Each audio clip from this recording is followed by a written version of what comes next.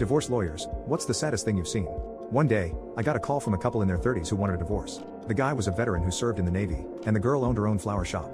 The only problem was, these two still cared about each other a lot.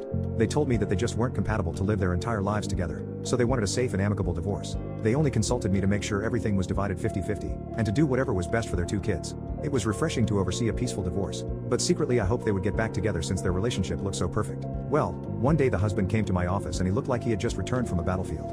His eyes were bloodshot red and he was crying nonstop. He handed me a few papers, and began explaining. Apparently, his kids also didn't want them to get a divorce, so they were organizing several events for the family to participate in. One of these events was to check their ancestry by sending in their DNA for testing. When the tests came back, it turned out that neither of the two kids were biologically his.